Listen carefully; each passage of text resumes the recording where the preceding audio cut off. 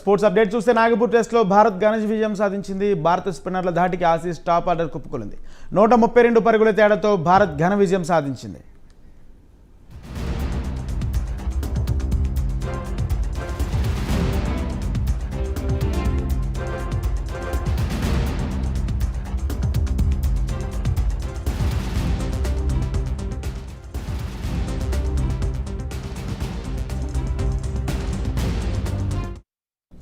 నాగపూర్ టెస్ట్లో భారత్ ఘన విజయం సాధించింది.